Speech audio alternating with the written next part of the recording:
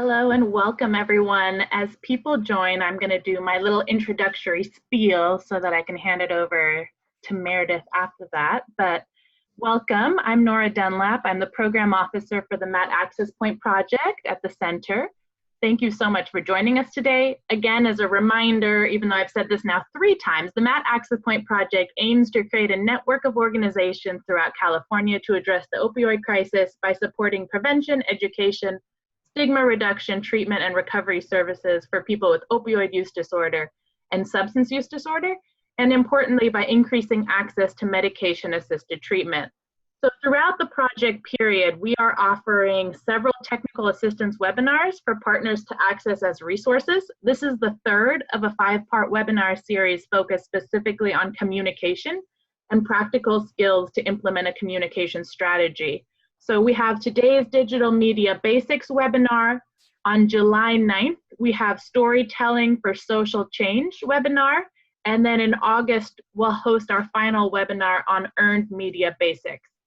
Additionally, Change Consulting will be providing open office hours or drop-in sessions where partners can get one-on-one or small group support for implementing the learnings and tools shared in the webinars. And the next one is scheduled for next week on Thursday, so a week from now, on June 25th from 11 a.m. till 12 p.m. And we'll send out an email to everyone who's registered with more information about that as well. So just a quick reminder that this entire webinar is being recorded and we'll post it on the website along with the slides. But overall, again, it's just such a privilege for the Center and the Matt Access Point Project to sponsor this webinar, which is going to provide an overview of how to be smart and effective online, which honestly has never been more important. The webinar will walk through the big 4 of social media: Facebook, Twitter, Instagram, and LinkedIn. We'll also address best practices for stepping up your digital game through smart strategy, powerful content, and putting the social in social media. And with that, I want to again introduce and welcome very warmly Meredith Fenton with Change Consulting. Meredith is a strategist, trainer, facilitator, and coach who partners with change-making leaders, organizations, and movements to really shape effective strategy, tell powerful stories, facilitate productive conversations, build capacity and skills, and win progressive social change. Some of her partnerships include the Latino Foundation, Community Foundation, Othering and Belonging Institute, Immigration Legal Resource Center, GSA Network, Food System 6, Alliance for Boys and Men of Color, Oakland Human Services Department, and Anchors in Resilient Communities. And with that, I'm going to mute myself. Meredith, welcome, and I turn it over to you. Awesome. Thank you so much. And thank you all for being here. I hope that folks got to wake up this morning to a little bit of the good news coming out of the Supreme Court. And it's important to celebrate our wins and just gratitude for all of the many organizers and folks who told their stories that led to protecting the protection of DACA this morning. So, you know, round of applause and yay, just to ground us in the moment, given that it's been a hard year, and so we need to celebrate our wins when we have them. So welcome today. It's nice to see some folks who've been on our previous sessions, and welcome if this is the first time you're able to join live. Just to reintroduce myself and the Change team, Change Consulting is a Oakland-based communications shop that was founded and run by the amazing Billin. And we work with social change organizations around media, communications, and really using those as tools for creating the world we want. And today I'm joined by 2 of my colleagues from Change, Anna and Dina, who you've met on earlier webinars. And Anna will be our chat monitor today. And you'll see that in today's conversation, particularly because digital and social media is a huge topic to cover in the time we have today. We're going to be inviting you all to really participate a lot and share your ideas, your tips, and a little bit about how your organization handles some of the elements of your digital strategy, so that we can really learn from all the wisdom that I know we have on the call today. And so, you know, to kick us off, I'd love to invite folks to just share who's on the call today. So using the chat box, Share your name, your pronouns, and what organization you're here with. And would love to see where in California we have folks joining today. So where are you based? And then if one comes to mind, like what's one digital campaign, meaning that it's something happening primarily on the internet, not in the real world. So what's one digital campaign or initiative or organization that you think really is doing a wonderful job digitally? And what is it that you really love about them and why? So I would love to give folks just a minute to chat your introductions. And Anna, do you want to just say any words of introduction, and Dina, while we invite folks to share their intros? Yeah, I'll just say hello, and I'm here for you looking at the chat.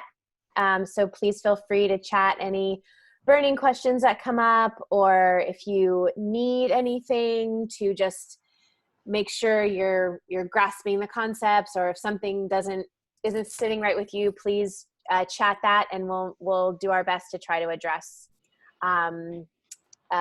anything that comes up in real time. But we do have a very packed agenda, as Meredith will share in a minute, and I'll pass it over to Dina to say hello. Yeah, just wanted to say hello. We're really excited to continue this. I think, digital is a very big and important part. So I am excited that folks are here. Everyone's chatting in, and I'll hand it back over to Meredith. Awesome. And welcome. It's so great to see that we have folks up and down the state. I see folks up from Humboldt all the way down to Orange County. And shout out to those of you also from Oakland. That's where I'm joining you all today. So what we're hoping to cover is just how to start when you're thinking about the digital elements of your communications. And then a lot of the content we're going to present is really going to be a deep dive into some of the tips and tools to up your game on social media. We know that questions about social media were one of the common requests when the idea for this communication series first started. And then especially now amid a pandemic where a lot of us are having to translate things to the online world, it's more important than ever before. We'll have some time for a breakout group so that you can talk with each other about how you think about your digital programs and some of the tips and tools you found that are useful. And then we will, again, just remind you about some of the upcoming sessions, including our next office hours, which are actually next week. So where to start? So first, let me just say that particularly when it comes to social media, it feels like every single day there's some new tool, there's some new app, there's some new best practice, there's some new trend where it used to be, websites all had the moving pictures, and now they're becoming long scrolling pages. So it is really easy to get caught up in the fact that this is a quickly moving and always emerging field. And so just to give yourself permission that you do not need to be on all the platforms, and you do not need to try out all the tools, and that you don't need to be everywhere at once. That, like with almost anything, when it comes to your digital strategy, it's really about the quality of the content and the quality of the effort rather than trying to spread yourself too thin. And that one of the best ways to make hard choices about where to prioritize when you can't be everywhere is to go back to your strategy. And this is something that you've heard us say in each of these sessions so far. And as a preview, we'll probably say it in all of them that are to come, right? It's about reminding yourself not what are you trying to achieve through social media, but what are you trying to achieve as an organization and in service of your mission? And that when you start there, it leads you into being able to be really clear about who your audience is. Who are the actual people and types of people that are critical for the success of your organization?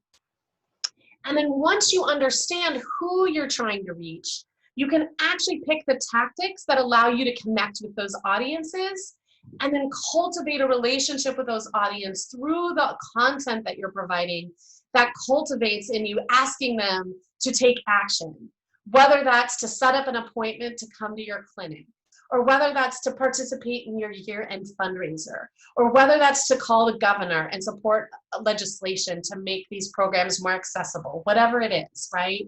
But that it should always be starting with strategy helps you make harder choices about what efforts are going to be worth your time, knowing that you all have many pulls on your capacity. And so some of the elements that are likely going to be part of the tactics that are your digital strategy are listed here, right? So there's things like your email list. And that is something that you own and you can use to engage people that are on it. You also have your website. And those two things are gonna, provide content to each other back and forth, right? Obviously, a website is often where you might sign up for an email list, or the email may push the recipients to your website to participate in an action. Same thing for social media channels, right? All of these things are connected and hopefully are working together as different tactics that help you achieve your larger goal. And this is from a media firm, and it sort of shows a little bit of the flow. This often, for organizations, the website is sort of the primary place that you might be pushing folks to. But that has actually started to change in recent years, right? There are some organizations where their primary organizing and engagement content is all on their Facebook page. So then maybe they're using all their other digital tools to push people onto their Facebook page. Or what have you, right? But that there are these things are in relationship to each other because they help create the content for one another, but they also help drive traffic between one another. So why is email so critical? We could do a whole nother session just deep diving on best practices of email, which is not going to be where we focus today. But to think a little bit about email, it is what you can own and you can control the most, right? It is your list. And so likely you have the most information and the most control. Usually also people are on your email list because they have taken some action. They have opted in. And so once someone has opted in, they're obviously already more primed to be excited for the content that you'll be sharing with them. Also, because behind your email list, likely you have a database or other kinds of sense of who these people are, you can hyper-personalize and target so that there might be some people on your email list that you're pulling out to come to an event, and you can really target them to do so. Whereas there might be other folks that it's more about you're engaging them around fundraising or donors. And so being able to work with your email that way is part of what makes it so critical. So just a few things to consider about email, because the truth is a lot of people's inboxes kind of look like this. There's a lot of email sitting in there that they haven't read, and they're probably not going to, right? And so think of your own email inbox. Which are the emails that you open? Likely it's because it's coming from someone that you just are always in the habit of opening their emails. Or something about the subject line really captures your attention. And so you really want to be strategic with those types of things. And really the rule of thumb as you think about sending an email to your list is sort of the rule of wait. Why am I talking? Most emails that are just a FYI, it's hard to know whether that information is having an impact. So really thinking about when you're going to email your list, it should be an invitation to do something, to sign a petition, to donate, to join you in person or online for an event, right? But making it really clear why you're reaching out to folks and making it really easy for them to understand what it is that you're asking them to do. So then there's your website, right? We could spend a whole day on websites. But I often tell people that whether you have a ton of stuff on your website or a little bit, you should think of it as sort of your online calling card. Because people may Google you, you want them to find you. And often what they find first is your website. And so things to think about is, people do not read websites. I don't know that people even read books anymore, but they definitely do not read websites. They scan them. So you want to make it something that visually has impact, and that people can see on a mobile device and that you're really highlighting for people what are the ways that they can engage. And so this is Fresno Barrios Unidos, and I think I saw that Leo's here. Yeah, hey, it's Leo. So this is their new website, and Leo, please chat or feel free to speak up and share a little bit about what it's been like. But you know, they were able to, through the Latino Nonprofit Accelerator, update their website, and it's a really powerful image that invites people in. And then it's really clear that if you want to get involved or if you want to give back, those are the actions that your eye is being drawn to, right? It's not a whole bunch of text, right? Because people, again, don't read on websites, they're going to scan. So all of these things should be working in tandem, right? And so whatever you're doing in the real world should be something that if somebody then comes to your website, they can learn about, or they can support, or they can engage with. And if someone's on your website and they want to know what to do next, to sign up for an appointment or to apply for your job, you know, whatever it is, these things all have to be working together. And just a really recent example of that is last week, the Change team supported the Black Organizing Project here in Oakland on the day that they formally announced their resolution to the Oakland School District around achieving police-free schools by the end of 2020. So there was a real world event, a press conference happening that there were a great number of folks who came out in person. But both because of COVID and just because the realities of a lot of people are at home at work during the day, they needed to figure out how to have these things work in tandem. And so ways that they did that was that they actually streamed the press conference through their channels so that you could watch from home. But then they also made it easy that if the thing you couldn't show up at the board meeting, they were letting people know how to join it by Zoom, right? They were also shouting out a petition that is almost at 25,000 signatures to the school board, right? So there were all of these elements that, depending on how you were engaging with them, you might only see that one piece of the puzzle, but if you take a step back, they were all working in tandem, right? To tell a cohesive story in order of achieving the goal of getting the police out of our schools. So social media, which is where we're gonna spend about the next 20 minutes, right? So why is social media so important? It is the growing way that a lot of people get their information, inform their decisions, get their news, and 70% or more of people in this country are active on one or more platforms. Part of why social media matters is that it's a way to use the people who are on your bench, right? Your members or your champions or your allies or your donors. They can all be part of amplifying your calls to action and amplifying your story. There's also, you know, obviously in this time where a lot of you, you know, maybe part of your program was going to be going door to door to get folks to take the census, for example. We can't do that door to door right now. And so really thinking about how to, in times where we can't be in person, being online, social media is sort of the conversational channels that bring it all together. Here's some of the ways it can help you achieve your goals, right? It can help you connect with some of those audiences you need. It can help you actually expand the audience that's following you and looking for your updates. It can also really be an important tool for advancing issues, right? We can do advocacy through social media in a way that we couldn't 15 years ago. But often, you know, I had a lobbyist tell me that they thought Newsom's staff paid more attention to targeted social media towards Newsom than phone calls to the office, because often the phone calls go to voicemail or you get a busy signal, whereas they're really paying attention to how many people are tweeting at the governor, whether it's about the call to you know, free people from prisons in the time of COVID, or on the budget, or on any of those things, right? I'm curious, and I'd also love to invite folks to chat. How have you seen social media make an impact for your organization? Why is it part of your strategy, and why does it feel important for you? I'd love to invite some reflections on that in the chat.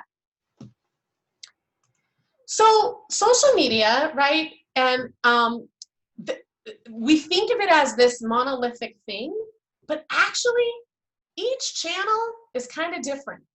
It functions a little bit differently. And so sort of the kind of content you need is different. And this is just one sort of, donut metaphor, right? For seeing how each channel has a slightly different aim and tone. And so as you think about which channels you need, and then adapting and repurposing all of your content for those channels, it's important to sort of know that each one is slightly different, which has pros and cons, right? So let's talk about the big three and then a fourth. So the big three still remain to be Facebook, Twitter, and Instagram. And then particularly for folks who are building sort of a network of folks in a sector, LinkedIn can be really good for that as well. So just to name them out, Facebook is the most used. There's more than 2 billion people on the platform. Over the time, that audience has become more global. It has also become the primary social media channel that older folks use. So, and in this case, I'm actually an older folks. So it's those of us over 40. Sorry, we're all young at heart, but we are the old people on Facebook. Twitter and Instagram are really good for younger audiences. And Twitter in particularly is disproportionately used in high numbers by Black and Brown users of the internet. Whereas Instagram is very much about visual storytelling, Twitter is very much about short form snippets of storytelling, right?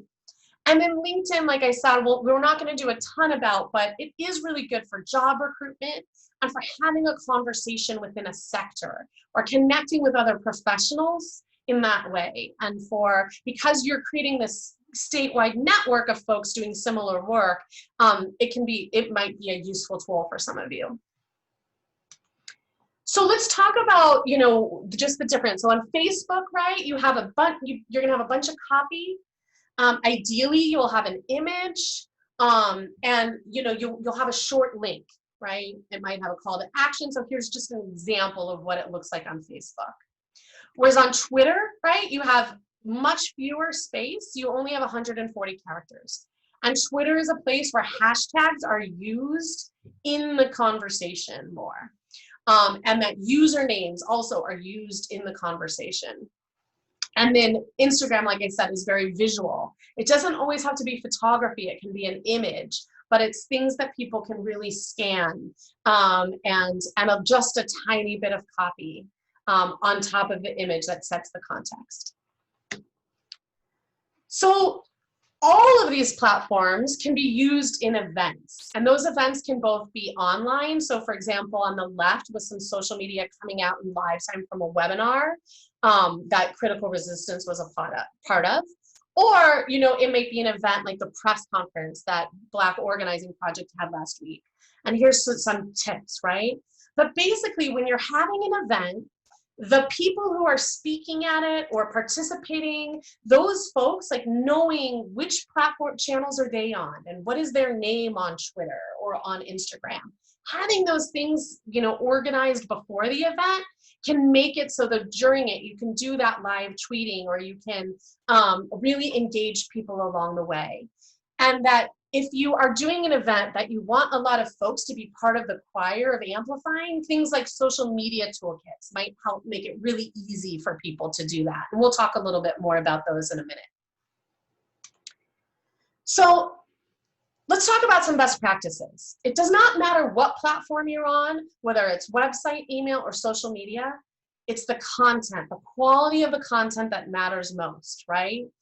It's better to just sort of pause and take the time and not say anything than to start tweeting. And you don't want typos, you don't want to misspeak, you don't want to do those things, right? And so really thinking about the content that's going to be living into your values, that each post has a purpose, and that you're telling people what to do with the information, whether it's that you want them to share it to expand the learning, whether you want them to sign a petition, whether you want them to donate today.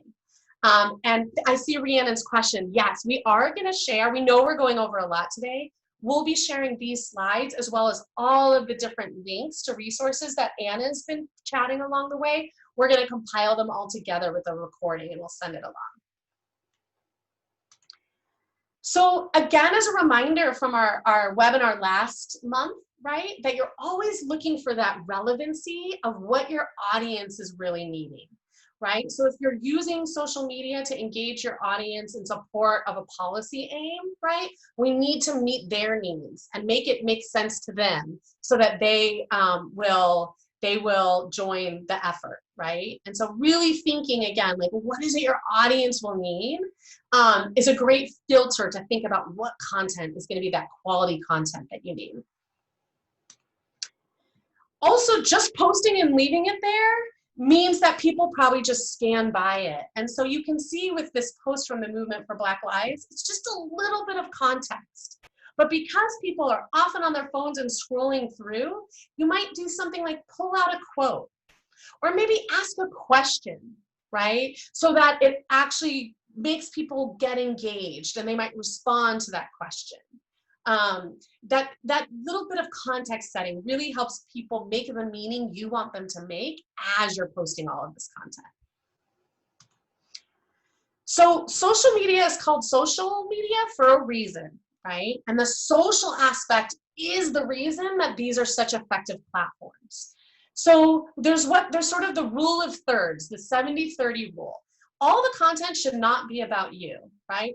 Think about your friends that you follow on Facebook who post what they ate for every single meal. For me, I don't need to know that about most of my friends. It's too much, right? I would much rather if they dialed down the about me content, right? And then shared more of the interesting content I might look to that friend for. That might be connecting me to cool articles, introducing me to a group I can support. So like that over poster, you don't want to be that over poster. So you want about a third of the content to be about your organization. So your thought leadership, your calls to action, your events, you highlighting your members or your staff, all of those types of things. And about 70% of your content should be elevating others. So that might be sharing a media article that someone wrote about the issues you work on. It might be tweeting in support of a campaign that's happening in another community that's similar to something that you support in yours, right? And that this stuff can be hard and different organizations manage it in different ways. In some organizations, one person is sort of the manager of all the channels. When I was in-house, we were on 3 channels and we had 3 people manage each. So I was in charge of Facebook, my colleague was in charge of Twitter, and at that organization, the third was YouTube. And so we used YouTube as our third major channel, right? And so I'd be really interested to hear how you all are currently managing the management of the social part, because really you want to be engaging, so responding to comments, thanking people who share, tagging people and inviting them into the conversation. You want to spend just as much time doing that as you are posting. And so I'd love any tips or ideas that people have encountered along the way for how you think about how to make sure that there's the capacity for that engagement.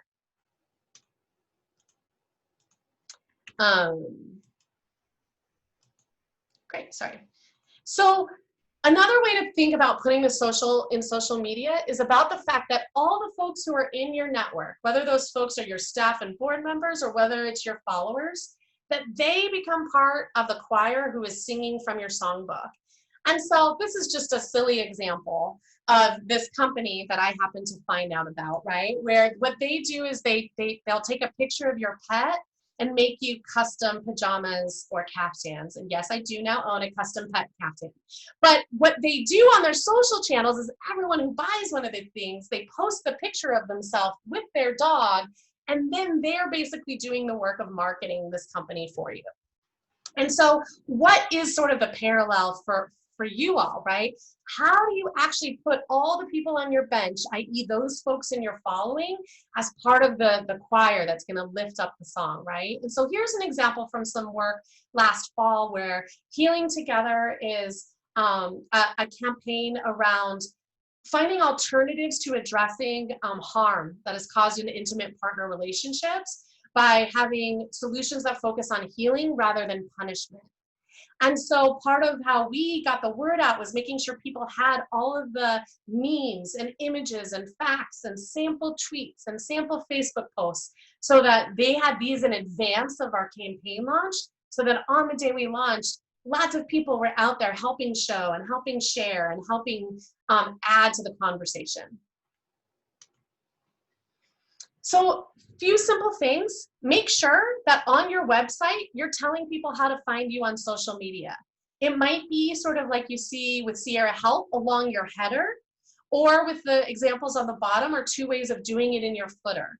But if your organization does not sort of make people, it's easy to find you in all your places, they probably won't. And so you want to make that really easy for people.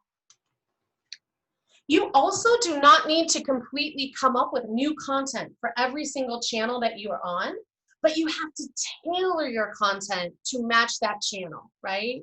So when Twitter and Facebook first started, a lot of people just linked those two together.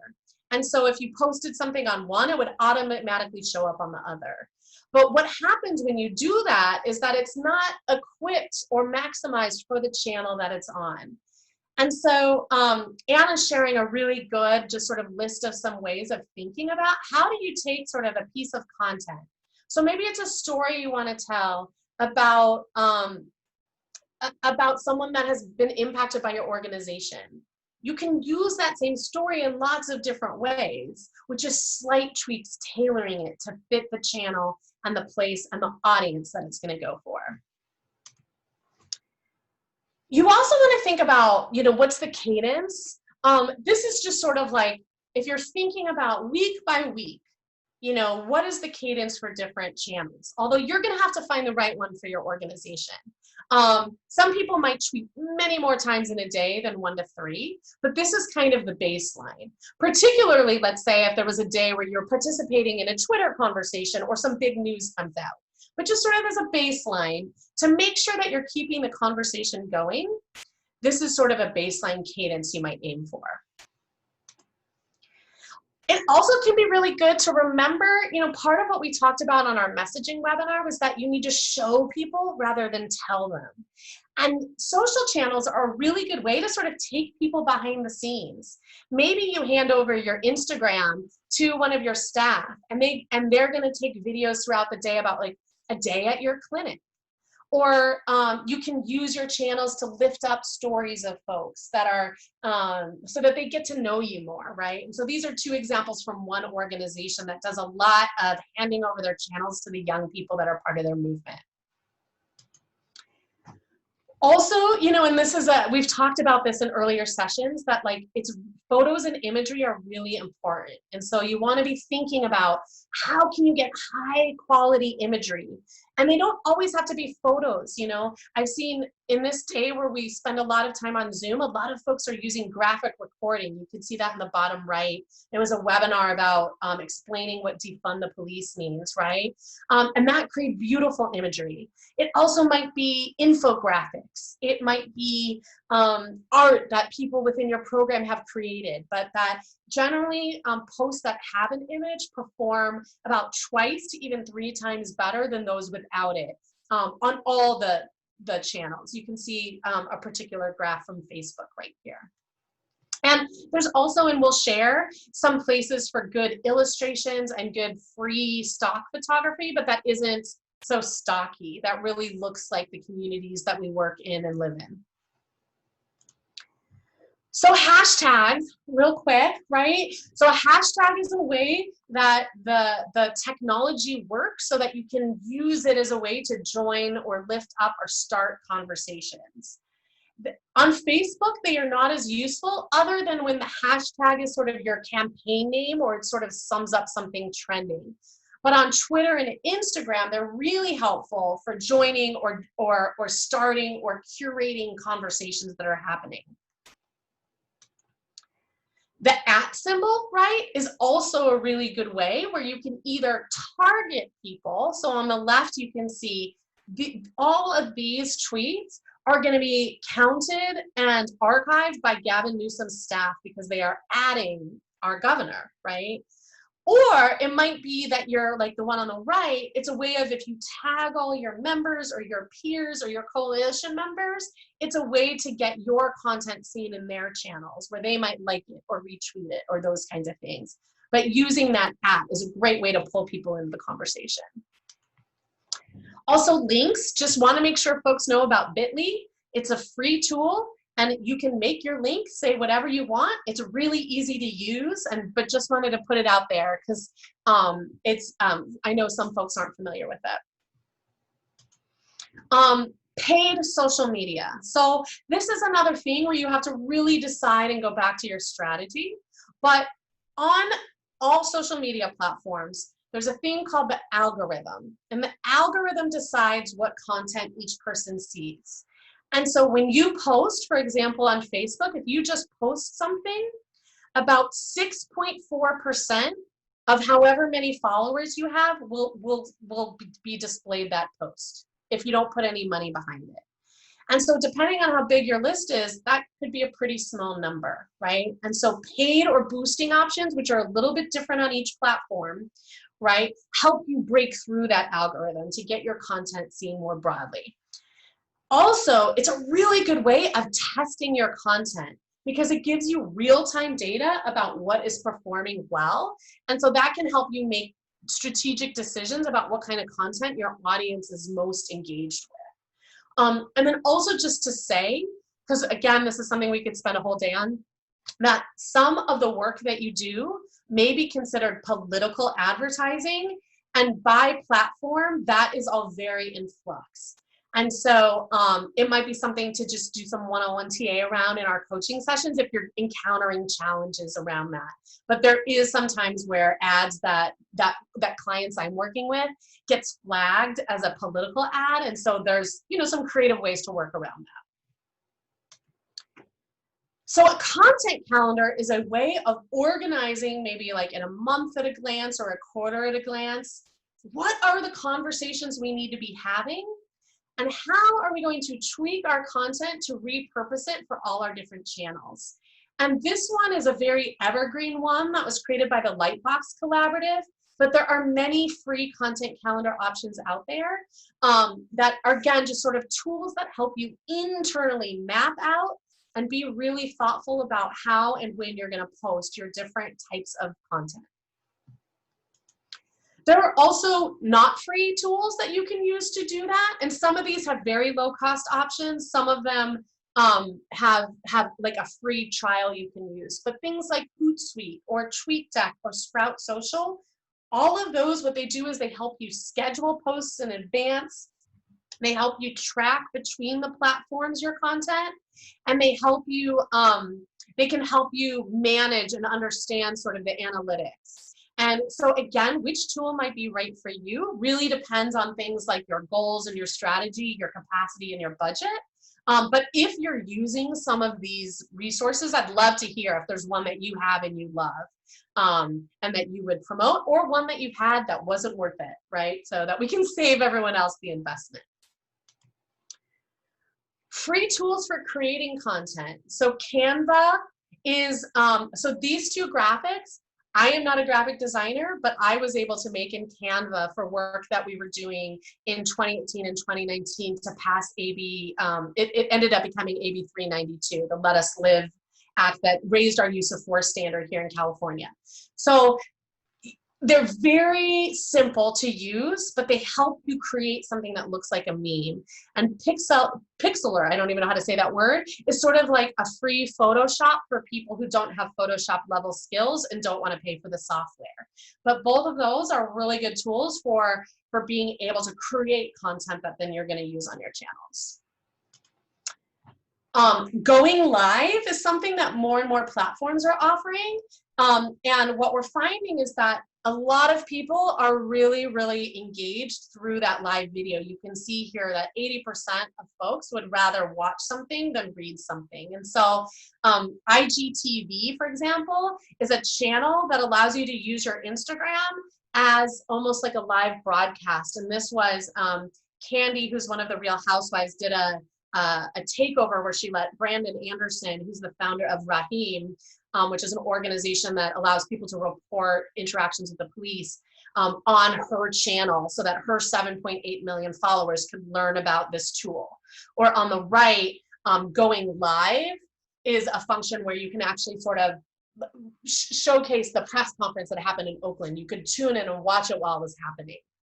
So those are, and there's also Facebook Live, and all the channels are now starting to do this because they see that this live video element is sort of where things are going, particularly in the time of COVID too, where most events are often on the internet. So just a couple more tools. One is about thinking about your data and your tracking, right? So there's so much information that each of these channels will collect for you, and it can become overwhelming. So a few things that I think I would recommend might be, if you're only going to track a few things. So one is, what is performing well? When you have content that really takes off, what are your just educated guesses about what it might be? So was it that it was a profile of someone from within your team and everybody's sharing it because they love Anna, right? Or maybe it was just something very timely, and so folks wanted to share it because you were sharing leadership or news that a lot of people were hungry for. Second, it's good to know, how are your lists growing? What over time, you do want to grow your audience, and so tracking that so you just understand it is a good thing to track. Third, it's not just about posting it, right? You know, social media is not a field of dreams where you post it and people come, right? You have to post it and then engage people. And so tracking, you know, are people clicking or sharing or liking or commenting? You want to be creating content that creates that engagement. And then lastly, it can be very helpful to look at some of the demographics. So for example, way back in the day, and Facebook was much newer at the time, but when I worked at the Ella Baker Center, we were a California-based organization. But through our Facebook insights, we realized that after San Francisco and Oakland, the third biggest population of folks on our list were from New York City metro area. And it was really interesting for us then to think about, what does our conversation need to be for those folks? Why are those folks following us? What is the way that they might want to get involved? How do we think about them as folks who might replicate things we're going to be doing here in New York, or as donors, or as amplifiers of our message, right? And so those kinds of things can just sometimes give you really interesting insights about who is following you and how to engage them. And I'd love if folks have other either tips or tools they've learned along the way that help them think about the data side. Please chat them. And then the last thing we just wanted to mention is that there are more and more tools online that are more like action platforms, right? So these sort of will work in sync with your website, your email, and your social media. And again, there's all sorts of size options at all sorts of size budgets. Some of them, like change.org, it's actually free to post a petition on, but then you don't really own or have as much ownership over the people who sign your petition. Whereas something like New Mode or Action Sprout that are more created for nonprofits, particularly, they're gonna have more functionality. And a lot of these do have either grants that you can get to get a free version, or low cost for organizations that don't have a budget for it. And what these let you do, again, is to create an online action that you can then use your email list and invite everyone to all tweet at the governor on the same day. Or use your website to really highlight that you're collecting signatures on a petition, whatever those things are. And so if any of these platforms are ones that you've been using and that you particularly either love or that you've been burned by, we'd love that information. So please chat it so that others can learn from it. So I just shared a lot. Excuse me, I know that was a lot. And so we want to give folks just time to connect and talk about it a little bit in smaller groups. And so I'm thinking maybe we could make about 5 groups, Nora, and just take about 10 minutes in your small group to talk a little bit about how is some of this stuff working in your organization? What are some of the ideas or tools that we talked about that you want to learn more about, or that you think could be a useful tool for your organization? And what are some of the questions that are coming up for you? And so we'll give folks about 10 minutes to connect with a smaller group of peers, and then we'll come back and do a bit of a wrap up. And so, yeah, with that, I'll turn it over to Nora to split us up into groups. I'll do it right now. Perfect. And so if you haven't done this before, you're just going to click on you should see an invitation to join a breakout room on your screen, and you just click it, and there you go. and then we'll bring you back at 5 till.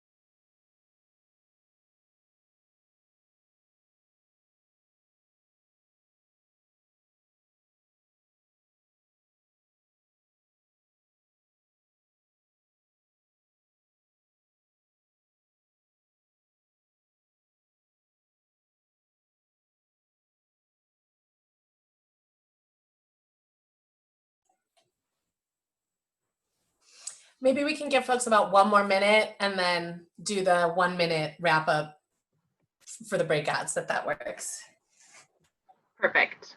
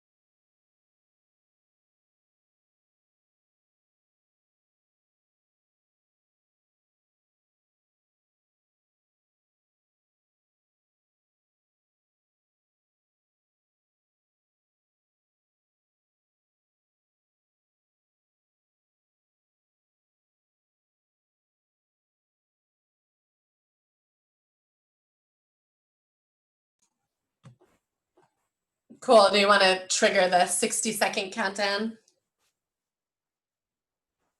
Yes, just did. Oh, perfect. Thank you.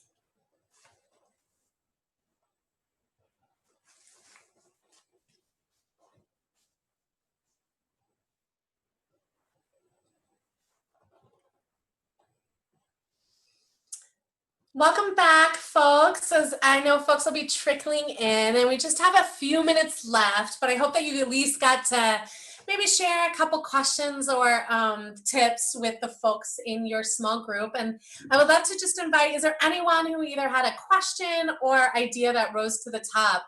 I'd love folks to either share it or feel free to chat. But how did it go in your small group? Any questions or ideas that came out of it?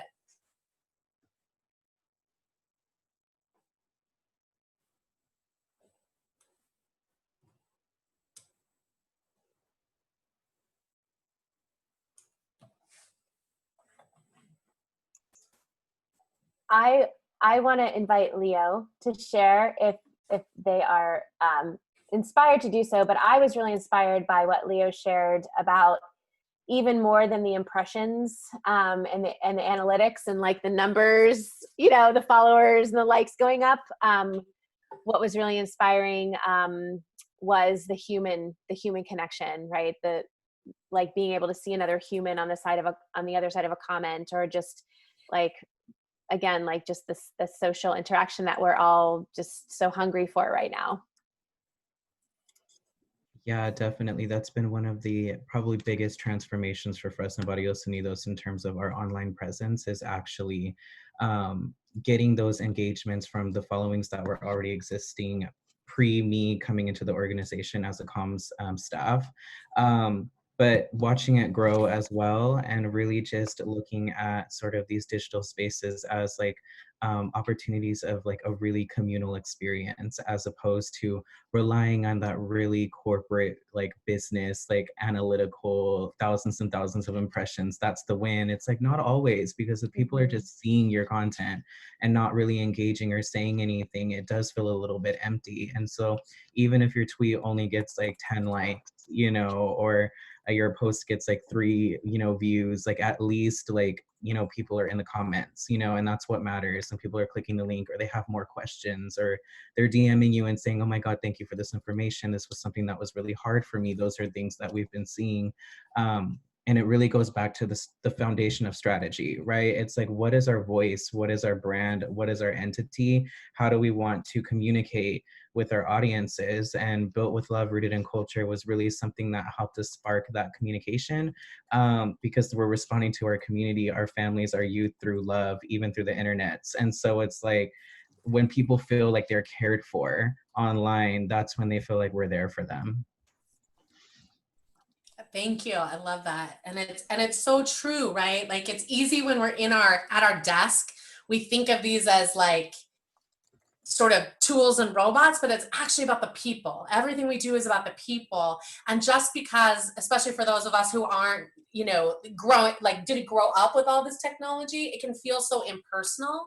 But it actually, like Leo said, it is the way of having conversation in 2020, and is the way of engaging those folks you need. And it's not about quantity, it's about that quality of how it can be part of your ongoing conversation with the people that you love and that you are there every day, driving you to do the work that you do.